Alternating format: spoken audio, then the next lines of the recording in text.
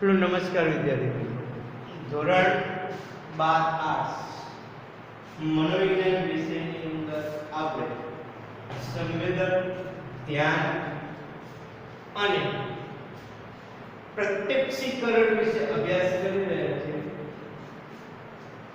એની અંદર લાસ્ટ લેક્ચરની અંદર આપણે સ્વાદ સંવેદન વિશે માહિતી મેળવી કે સ્વાદ સંવેદન ની અંદર કયું અંગ કામ કરે છે કે સ્વાદ સંવેદનની અંદર આપણી જે જીભ છે એ જીભ દ્વારા બાહ્ય ઉદ્દીપકોનું સંવેદન થાય છે અને બીજી એક માહિતી કે જીભ માત્ર એ સ્વાદ સંવેદનની અંદર ઉપયોગ થાય છે ના તો કે આપણે ભાષા ઉચ્ચારણ માટે પણ જીભનો ઉપયોગ કરીએ છીએ ભાષા ઉચ્ચારણ એટલે કે એકબીજા સાથે આપણે કોઈ પણ વાતચીત કરવી હોય ત્યારે જીભનો ઉપયોગ થાય છે બીજું આપણે એ પણ જોયું કે જીભ જે છે એ સ્નાયુઓની બનેલી છે શેની બનેલી છે સ્નાયુઓની અને એનો એક બીજો છેડો જે છે એ આપણા જડબા સુધી ખુલે છે આના કરતા થોડી વધારે આપણે સ્વાદ સંવેદન વિશે માહિતી મેળવી હતી હવે આ લેક્ચરની અંદર આપણે એનો લાસ્ટ પ્રકાર જે છે સ્પર્શ સંવેદન વિશે જોવાનું છે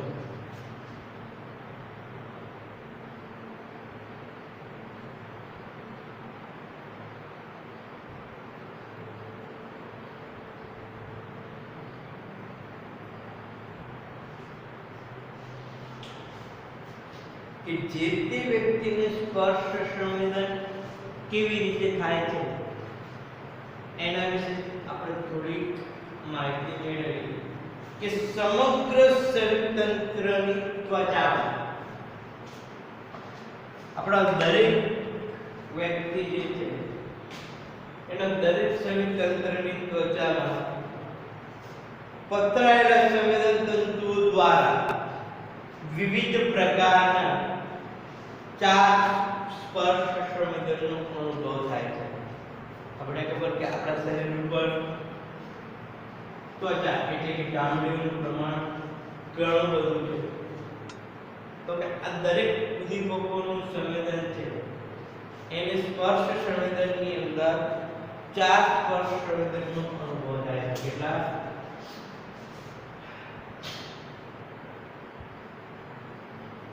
ચાર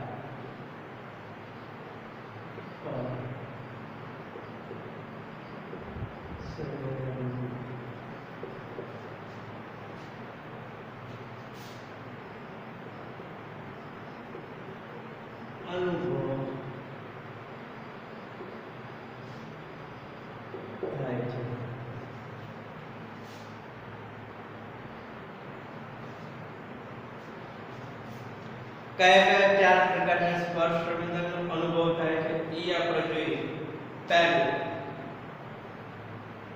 ઉષ્ણતા એટલે કે ગરમી બીજું ઠંડી એટલે કે શીતળતા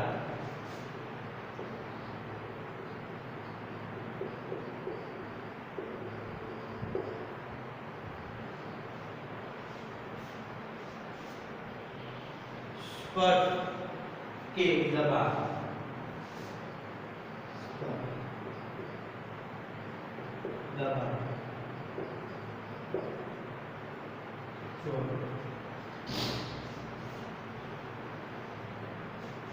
वेदना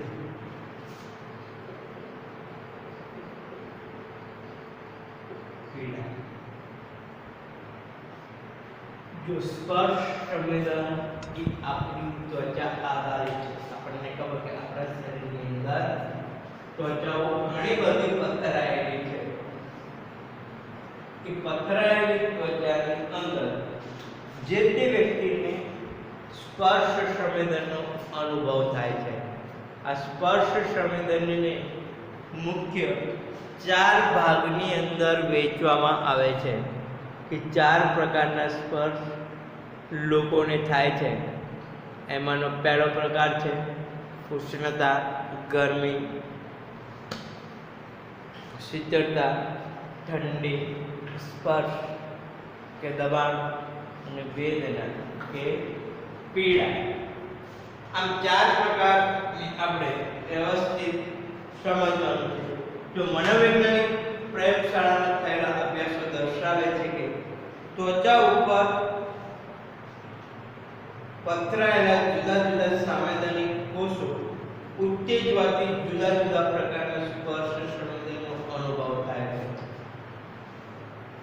સ્પર્શ સંવેદનનો અનુભવ કેવી રીતે થાય છે એ પણ એક પ્રશ્ન પૂછાય કે જે તે વ્યક્તિને સ્પર્શ સંવેદનનો અનુભવ કેવી રીતે થાય છે.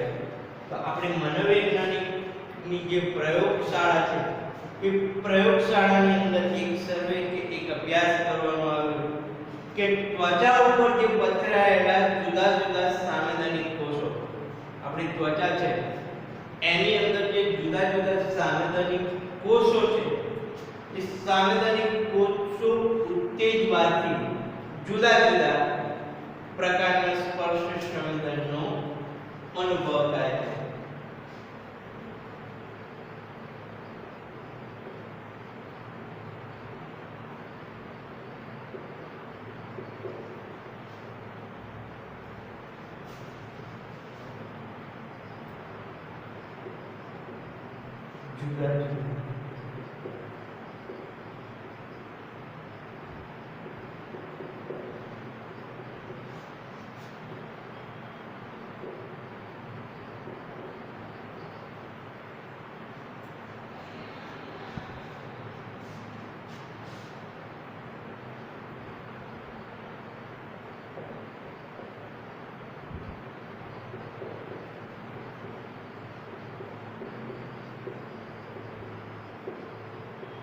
જુદા જુદા એક એવો પ્રશ્ન પૂછે કે સ્પર્શ સંવેદનનો અનુભવ કેવી રીતે થાય છે. તો એનો એક સાદો અને સિમ્પલ જવાબ છે કે આપણા ત્વચા ઉપર જે પથરાયેલા જુદા જુદા જે સંવેદનિક કોષો છે એ ઉત્તેજવાથી સ્પર્શ સંવેદનનો અનુભવ છે તે વ્યક્તિને જુદા જુદા સ્પર્શ સંવેદનનો અનુભવ થાય છે. એટલે કે ઉષ્ણતામાન સ્પર્શ, શીતળતાનો સ્પર્શનો, વેદના કે પીડાનો અનુભવ થાય છે. જો ચહેરા અને મોઢાની ત્વચામાં ઉત્પન્ન થયેલો ચેતા પ્રવાહ મગજના શું કે ચહેરા અને મોઢાની ત્વચામાં ઉત્પન્ન થયેલો ચેતા પ્રવાહ મગજના પશુકણ સુધી પહોંચતા આપણને ચહેરાના સ્પર્શ સંવેદનનો અનુભવ થાય છે. તો ચહેરાના સ્પર્શ સંવેદનનો અનુભવ જે તે વ્યક્તિને કેવી રીતે થાય છે? ચહેરાના સ્પર્શ સંવેદનનો અનુભવ તો ચહેરાના સ્પર્શ સંવેદન ચહેરા અને મોઢાની ત્વચામાં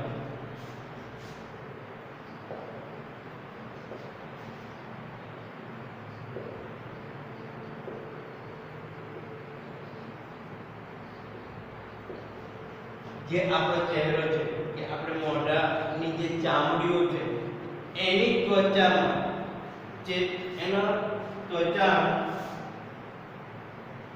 ચહેરાની જે ત્વચા છે એ ત્વચાની અંદર ચેતા પ્રવાહ ઉત્પન્ન થયેલો જે ચેતા પ્રવાહ ત્વચામાં ઉત્પન્ન થયેલો ચેતા પ્રવાહ મગજના પશ્ચોકણ સુધી પહોંચતા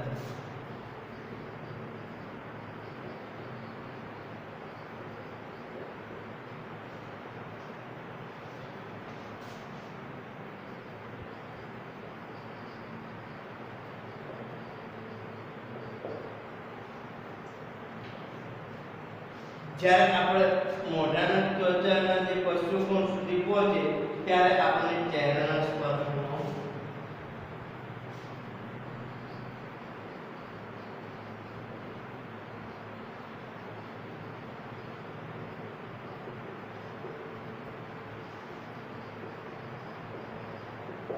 તો સ્વાભાવિક કે ચહેરા અને મોઢાની ત્વચાનો જે સંવેદન છે તે વ્યક્તિને કેવી રીતે થાય છે તો કે ચહેરા અને મોઢાની ત્વચામાં જે ઉત્પન્ન થયેલો ચેતા પ્રવાહ છે એ જ્યારે મગજના પંચોકણ સુધી પહોંચે ત્યારે જે તે વ્યક્તિને ત્વચાના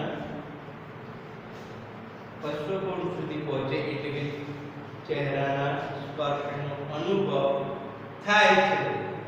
જ્યારે ખભાથી કમર સુધી અને આત્મક સાથે સંકળાયેલી ત્વચામાંથી ઉત્પન્ન થયેલો ચેતા પ્રવાહ કરોડરજ્જુ મારફતે પાર્શ્વ મગજમાંથી મગજની ખાંચની બરાબર પાછળ આવેલા ત્વચા સંવેદન કેન્દ્રમાં પહોંચે ત્યારે આપણને સ્પર્શ સંવેદનનો અનુભવ થાય છે.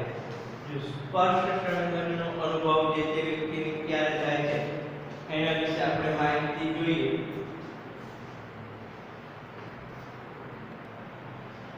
જો આપણે જોયું કે ચહેરા અને મોઢાની ત્વચામાં ઉત્પન્ન થયેલો ચેતા પ્રવાહ મગજના પંચોકણ સુધી પહોંચતા ચહેરાના સ્પર્શ સંવેદનનો અનુભવ થાય છે. એક બીજી બાબત જોઈએ કે ક્યારે ચહેરાના સ્પર્શ સંવેદન કરતા સ્પર્શ સંવેદન ક્યારે થાય છે તો કે જ્યારે આપણો ખભો છે એ ખભાથી કમર સુધી અને આત્મક સાથે સંકળાયેલા એટલે કે આપણા આત્મક સાથે સંકળાયેલા ત્વચામાંથી ઉત્પન્ન થયેલો જે ચેતા પ્રવાહ છે એ કરોડરજ્જુ મારફતે પાર્શ્વ મગજ સુધી પહોંચતા એ પાર્શ્વ મગજની ખાંચની પાછળના ભાગમાં જે આપણે મગજની ખાંચ છે એની બરાબર પાછળ આવેલા ત્વચા સંવેદન કેન્દ્રમાં પહોંચે ત્યારે આપણને સ્પર્શ સંવેદનનો અનુભવ થાય છે. ક્યારે જો ખભાથી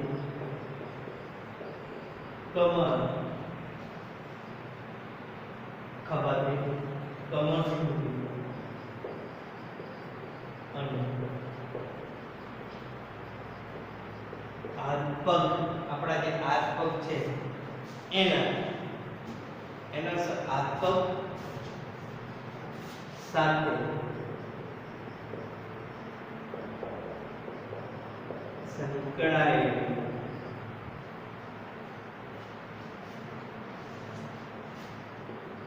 ત્વચા કરોડરજ્જુ મારફતે પાર્શ્વ મગજમાંથી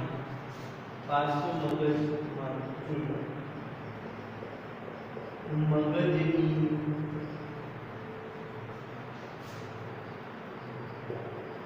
ખાંચની બરાબર પાછળ આવેલી ખાંચ જે ખાંચ છે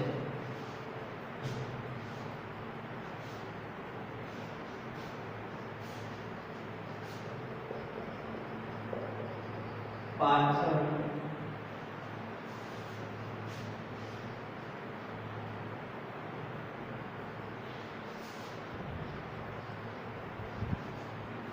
બરાબર ખાંચની પાછળ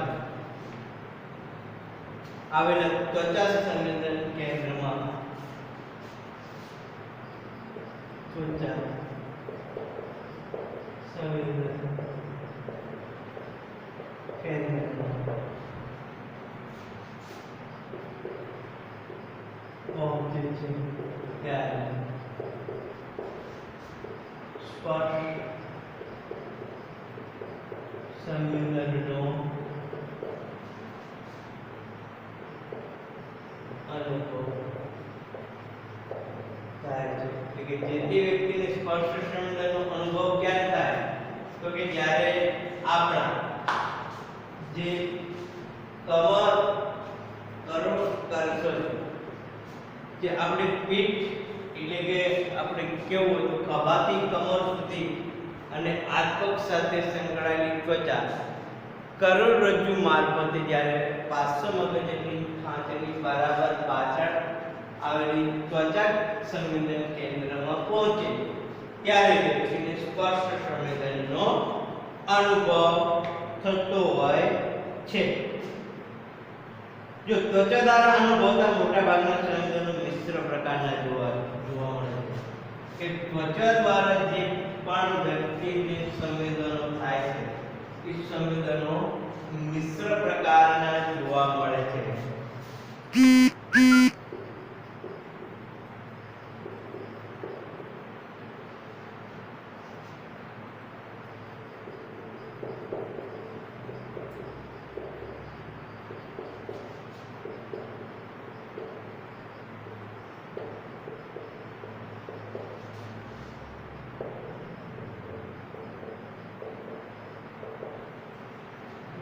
ત્વચા દ્વારા જે આપણને જે કઈ પ્રકારના સંવેદનો થાય છે મિશ્ર પ્રકારના જોવા મળે. મિશ્ર પ્રકારના કેવી રીતે? ઉદાહરણ તરીકે આપણે લેવું હોય તો કે વરસાદનું ટીપું અને એક સામાન્ય ટીપું જ્યારે જે તે વ્યક્તિની ત્વચા ઉપર પડે ત્યારે અમુક વાર ગરમીનો અનુભવ થાય, અમુક વાર ઠંડીના સ્પર્શનો અનુભવ થાય. આમ ત્વચા દ્વારા જે કોઈ સંવેદન જે તે વ્યક્તિ અનુભવે છે એ ત્વચા દ્વારા અનુભવાતા સંવેદનો હંમેશા મિશ્ર પ્રકારના જોવા મળતા હોય છે. એટલે કે મિશ્ર પ્રકારના શા માટે? કે એનો અનુભવ જે તે વ્યક્તિને ઘણા પ્રકારનો હોઈ શકે છે માટે.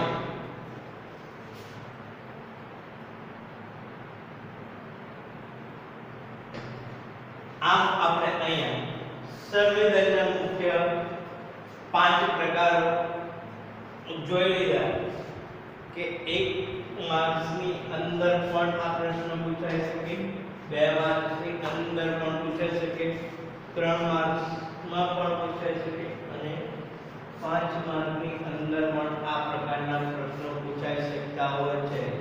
કે સંવેદનના પ્રકારો જણાવી કોઈ પણ એક પ્રકાર વિશે સમજાવો. આ 5 પ્રકારો આપણે ફરીથી એકવાર યાદ કરી લઈએ. ચલો સંવેદનના 5 પ્રકારો જણાવો.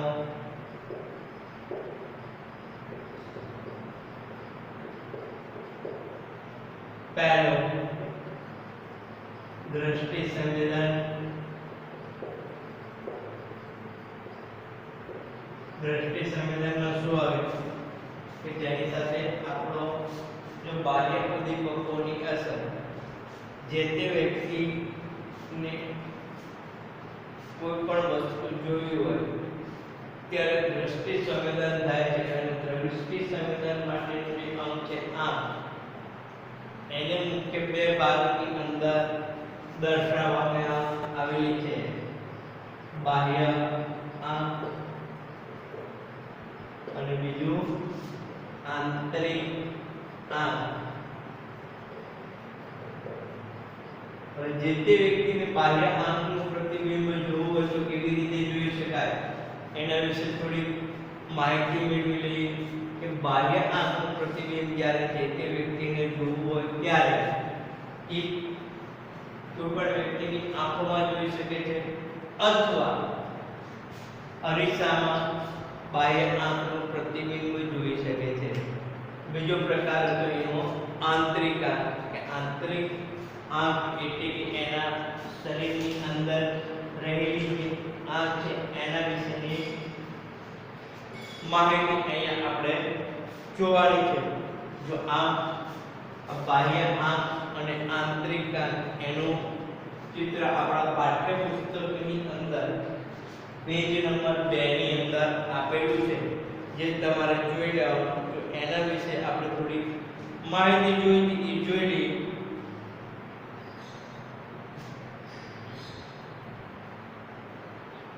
તો એની અંદર જો કે જે ભાગ આપણને સફેદ રંગનો જે દેખાય છે, સફેદ રંગના દેખાતા ભાગને શું કહેવામાં આવે છે?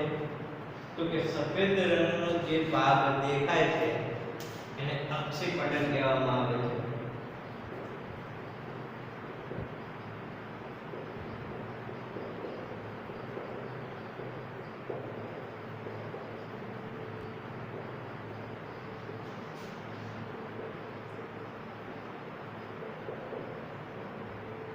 આપણે જો કે ચિત્રની અંદર જો જે આકૃતિ સામે બાહ્ય આંખની આપેલી છે એની અંદરનો જે સફેદ રંગનો ભાગ એ અક્ષી પટલ કહેવાય છે. તે સફેદ તંતુઓનો બનેલો છે. આ શાનો બનેલો છે? અક્ષી પટલ સફેદ તંતુઓનો બનેલો છે. તમને એવો પ્રશ્ન પૂછાય કે સફેદ રંગના ભાગને શું કહેવામાં આવે છે?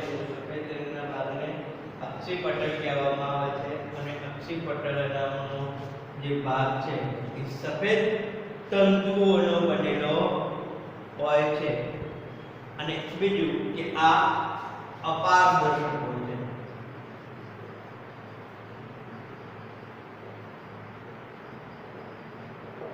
અપારદર્શક એટલે શું?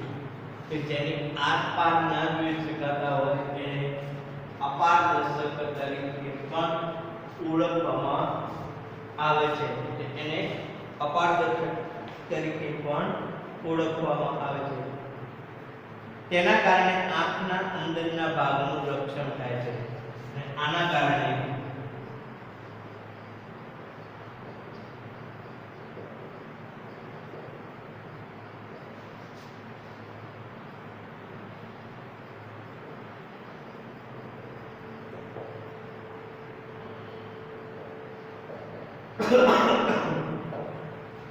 તમને એવો પ્રશ્ન પૂછાય કે આંખના અંદરના ભાગનું રક્ષણ શેનાથી થાય છે? તો આંખના અંદરના ભાગનું રક્ષણ અક્ષી પટલ દ્વારા થાય છે. આમ આપણે બાહ્ય આંખની અંદરનો પહેલો ભાગ જોયો કે અક્ષી પટલ. તો અક્ષી પટલ કેવો હોય છે? તો કે અક્ષી પટલ એ સફેદ રંગના હોય છે. એટલા માટે એને અક્ષી પટલ કહેવામાં આવે છે. અને અક્ષી પટલ તેનો બનેલો હોય છે કે અક્ષી પટલ સફેદ તંતુઓનો બનેલો હોય છે. આ કેવો હોય છે? અપારદર્શક હોય છે. અને એના કારણે કે આ સફેદ તંતુઓનો છે, અપારદર્શક છે, માટે આપણે આંખના અંદરના ભાગનું રક્ષણ થાય છે. તો તમને એવો પ્રશ્ન પૂછે કે આંખના અંદરના ભાગનું રક્ષણ બાહ્ય આંખનો કયો ભાગ કરે છે? તો અક્ષી પટલ. હવે આંખનો ડોળાનો કાળો ભાગ જે પારદર્શક છે અને જેના માધ્યમથી પ્રકાશનું કિરણ આંખમાં પ્રવેશી શકે છે એને દક પટલ કહે છે. તો આંખનો ડોળાનો જે કાળો ભાગ, આપણે આંખ છે એને ડોળાનો કાળો ભાગ છે એને દક પટલ કહે છે.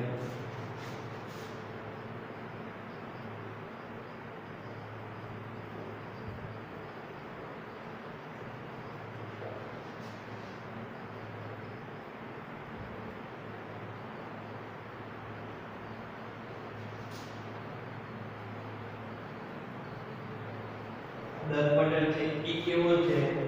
એ પારદર્શક છે. કેવો છે? પારદર્શક છે.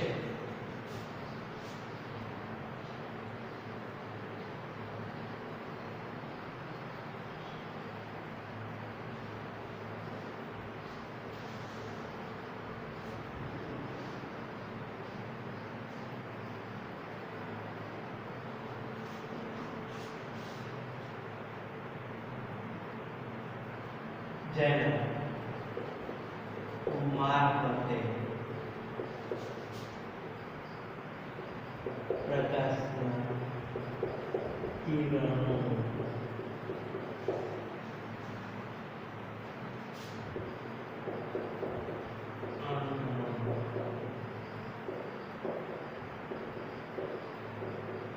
પ્રવેશી શકે છે. એવો પણ પ્રશ્ન પૂછાય કે શા કારણે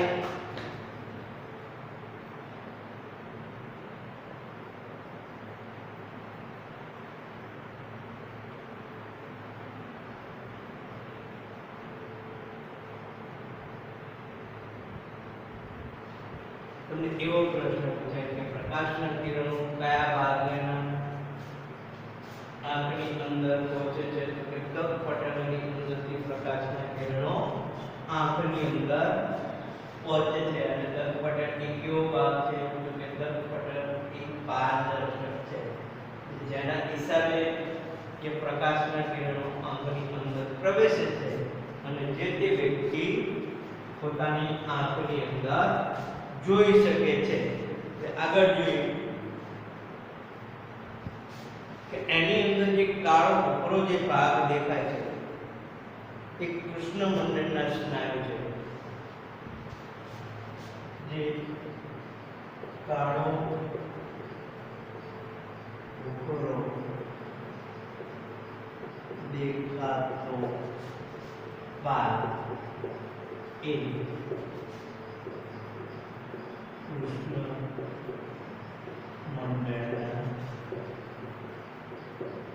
સ્નાયુ છે. જે આપણા આંખની અંદર જે કાળો ભૂખરો ભાગ દેખાય છે એ કૃષ્ણમંડળના સ્નાયુ તરીકે ઓળખવામાં આવે છે. તેના રંગના કારણે આંખનો રંગ દેખાય છે. એટલે કે આંખનો રંગ શા કારણે દેખાય છે તો કે કૃષ્ણમંડળના સ્નાયુઓના કારણે તેના રંગના કારણે આંખનો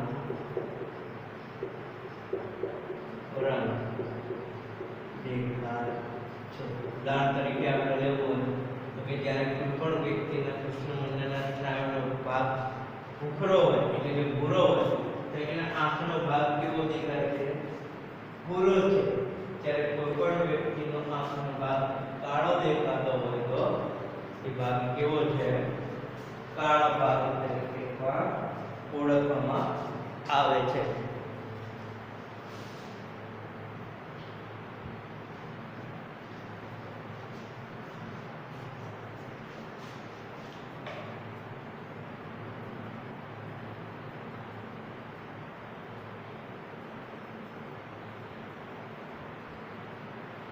આ જે કૃષ્ણમંડળના સ્નાયુઓ જે છે એટલે કે કૃષ્ણમંડળના સ્નાયુનો જે ભાગ છે એ પરસ્પર એકબીજા સાથે સંકળાયેલા નથી કે પરસ્પર એકબીજાને અડતા નથી.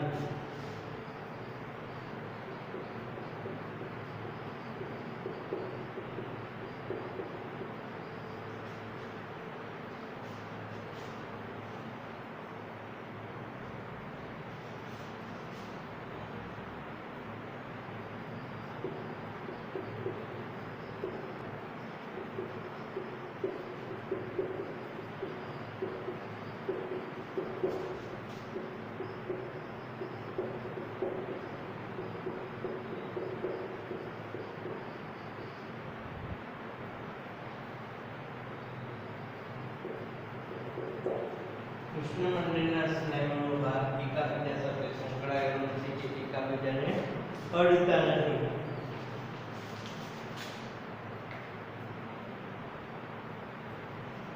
આ કૃષ્ણમંડળના સ્નાયુઓના વચ્ચે રહેલી જગ્યાને કીકી તરીકે ઓળખવામાં આવે છે. વચ્ચે રહેલી જગ્યાને કીકી તરીકે ઓળખવામાં આવે છે. જે 1.8 એક છિદ્ર છે. શું છે? 1.8 નું છિદ્ર છે. આ આપણે જે બાહ્ય આંખ કે બાહ્ય આંખની અંદર કયો કયો ભાગ આવેલો છે તો બાહ્ય ભાગની અંદર અક્ષિપટલ છે, દંતપટલ છે, કૃષ્ણમંડળના સ્નાયુઓ છે, કીકી છે. અને કીકી એક માનેલો કે કીકી કોઈ અવયવ નથી પણ 1.8 ના સીધા ભાગનું એક માત્ર ને માત્ર એક છિદ્ર છે. તો અહીંયા આપણે જો તમને દ્રષ્ટિ સંવેદનની અંદર બાહ્ય આંખ વિશે શા માટે માહિતી આપી છે અને આંતરિક આંખ વિશે શા માટે માહિતી આપું છું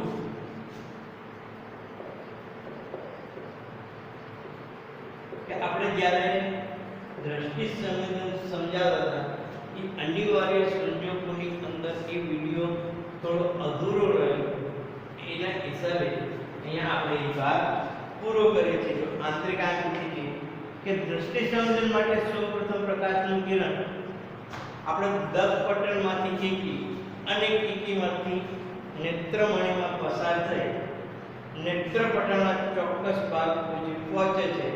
ત્યાં દ્રષ્ટિ ચેતા મારફતે વસ્તુનું પ્રતિબિંબ મસ્તિષ્ક સારના પશ્ચખંડમાં આવેલા દ્રષ્ટિ સંવેદન વિસ્તારમાં પહોંચે છે, જેના કારણે દ્રષ્ટિ સંવેદનનો અનુભવ થાય છે. દ્રષ્ટિ સંવેદનનો અનુભવ કેવી રીતે થાય છે? જે તે વ્યક્તિ જે તે વસ્તુને કેવી રીતે જોઈ શકે છે? તો કે જો સૌપ્રથમ પ્રકાશનું કિરણ ક્યાં થાય?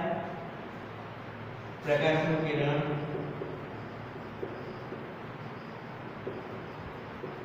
દર્પટનમાં, પ્રકાશનું સીધું કિરણ દર્પટનમાં અને દર્પટનમાંથી કીકી, પ્રકાશનું કિરણ દર્પટનમાંથી કીકીમાં આવે અને નેત્રમણીમાંથી પસાર થાય. નેત્રમણીમાંથી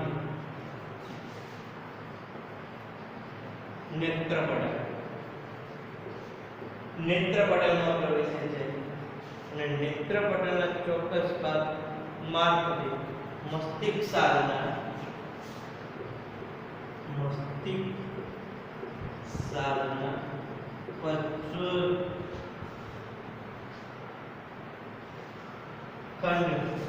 ખંડમાં આવેલા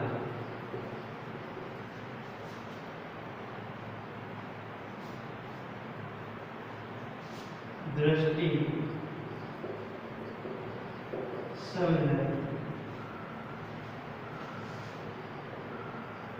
વિસ્તાર સુધી પહોંચે છે અને દ્રષ્ટિ સંવેદનનો અનુભવ થાય છે. જો જેના કારણે દ્રષ્ટિ સંવેદનનો કેટલીક તીવ્રતાવાળા પ્રકાશનું કિરણ નેત્રપટ સુધી પહોંચે તો તેનું નિયમન કૃષ્ણમંડળના સ્નાયુઓના સંકોચન પ્રસરણ ઉપર આધારિત છે. જો ક્યારેક પ્રકાશનું કિરણ નેત્રપટ સુધી પહોંચે કે એનો પ્રકાશ વધારે હોય તો એનું આયોજન આપણા જે નેત્રપટલના કૃષ્ણમંડળના સ્નાયુઓ છે એના મારફતે થાય છે અને આંખને વ્યવસ્થિત પ્રતિબંધ મળે છે. તો પ્રકાશની તીવ્રતા પ્રત્યે અતિ સંવેદનશીલ હોય છે. આ કૃષ્ણમંડળના સ્નાયુઓ છે એક પ્રકાશની તીવ્રતા પ્રત્યે વધારે પડતા સંવેદનશીલ હોય છે. પ્રકાશનું પ્રમાણ વધે તો કૃષ્ણમંડળના સ્નાયુઓનો વિસ્તાર પામે છે.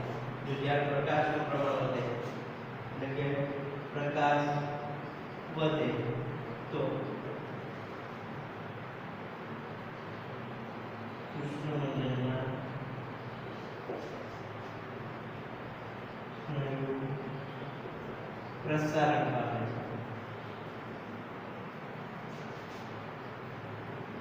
એટલે કે કૃષ્ણમંડળના સ્નાયુઓ પહોળા થાય છે. ધારો કે પ્રકાશના કિરણનું પ્રમાણ ઘટે ત્યારે કીકી નાની બને છે. પ્રકાશ ઘટે તો કીકી નાની બને એટલે કે કીકીનું સંકોચન થાય છે.